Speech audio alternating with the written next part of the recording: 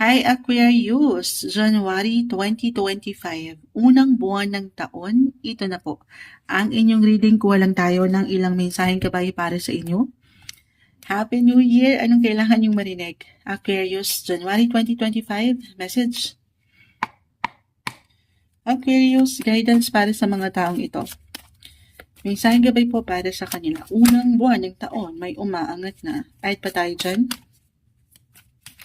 Guidance para sa mga Aquarius, ayun na. Will be straightforward, the Tower, the Nine of Cups. Gusto ko pang mag-add ng isa ito sa ibabaw. The Hierophant and the High Priestess. Ooh. Tahimik, the Nine of Cups. Okay.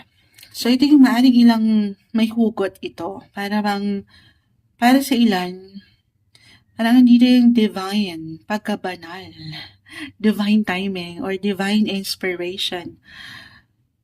High Priest, the High Priestess, the Hierophant. Yung connection nyo na meron kayo sa kanya, spiritually, maging ano pa man po ang inyong faith or religion, or maybe a reminder, unang buwan ng taon, January 2025, Aquarius, napakagandang pagkakataon daw ito para kumonekta kayo sa inyong mga faith. Lalo pa kung itong mga nakalipas, parang ginulat kayo ng buhay, the Tower, nakalipas na buwan or taon, parang may ilang hindi inaasahang ganap, or hindi nyo napanghawakan na sitwasyon, relasyon, yung ilang difficulty ng buhay. Yung ginugulat tayo. Totoo naman na wala tayong control sa kung anong pwede nating kaharapin Pero meron kayong control sa ngayon, kung ano yung ngayon. So, pwede nyong maging reaksyon, pwede nyong gawin na pag-aksyon, desisyon, paano nyo i-handle ang mga bagay-bagay. Patuloy nyong samahan ito ng dasal.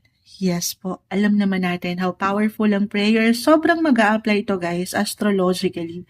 Itong bumagsak sa inyo kasi January, unang buwan ng taon, Aquarius, nag-highlight po talaga sa inyo ang 12th house. 12th house is about your spirituality or healing. Kung meron kayong nais pahilumin, physically, mentally, emotionally, or gustong i-improve, kung kailangan nyo munang mapag-isa, mapagnilay-nilay, do some reflection sa ilang pinagdaanan nitong mga nakalipas, gawin yon. Okay? Huwag nyo ipilit yung enerhiya kasi Moonshot, kailangan daw energetic. Unang buwan. Alam ko dapat ganun talaga, pero huwag nyo ipilit kung hindi kaya. Kung kailangan nyo muna talagang mag-recharge ng energy, physically, mentally, spiritually, gawin yon. Deserve ang pahinga.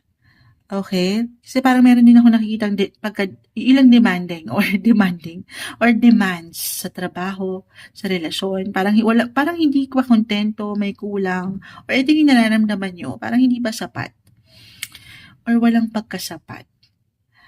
So dito, pinaalalahanan kayo na pagnilay-nilayan ang inyong kinakaharap. At dito, meron akong nakikitang solusyon, resolution, may healing po. Pero sa proseso na yan, alam ko, iba-iba tayo Okay?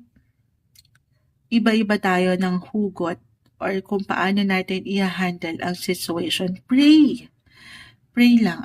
Lalo pa kung iaangat mo ito sa kanya sa mga pagkakataon na parang lalo pa, iba-iba kasi tayo ng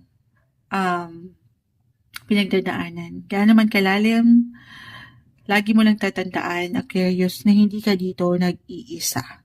Meron kang gabay, meron someone, the Hierophant ay narito. Minsan kailangan lang din nating mag-approach or humingi ng tulong kahit sa simpleng pagpapayo sa 12th house, meron kang guide.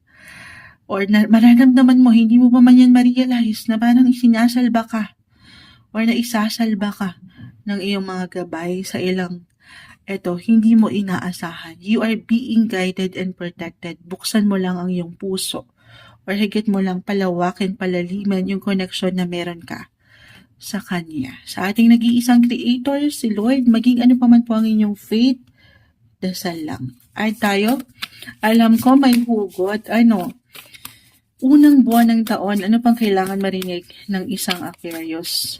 Plan. Magplano sa ilang gusto niyo pang gawin. New beginnings, yes po. Parating yan, lalo pa papasok ang inyong season. Maaring ganun lang to, hindi kailangan laliman. Pinaghahanda lang kayo sa inyong birthday season, Aquarius. Magpalakas ng enerhiya ngayon. At why not? Coconut, may ilang magandang possibility ang parating. Lalo pa kung ipapahinga nyo, ikakalma nyo ang inyong mga sarili ngayon. Anong kailangan marinig ng mga Aquarius? Unang buwan ng taon. Mula dito sa ating napag-usapan, Aquarius, guidance po para sa kanila. Okay. Eto na. May bumagsak na healing. Ayan. Ang aga-aga, Time check, 7:40 a.m. January 2, late na tayo sa ating reading. Pumasok ng Enero, pero sa 12th house at dito sa ilang bumagsak sa iyong baraha, sumasang-ayon ng ilang ingay, na-mention ko ba? Sa dami ang binabasahan ni Moonchild, yung healing. Meron po. Merong paggaling, may solusyon, merong recovery. Pero uulitin ko sa part na ito, iba-iba po tayo ng proseso.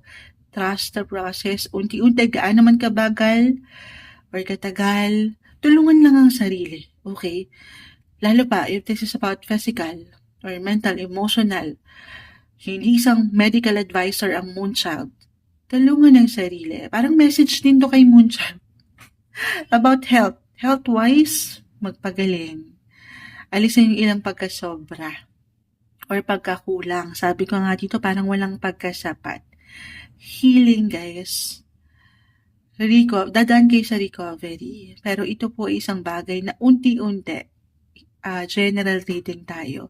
Iba-iba ng proseso. Tulungan ang sarili patungo sa ikagagaling ng iyong puso o ng sitwasyon, sa iyong relasyon, usaping pera man yan, or ano pa man, magpakailanman. Ito yung umaangat para sa inyo unang buwan ng taon, may hugot talaga. At may pagkamalalim para sa inyo, Aquarius.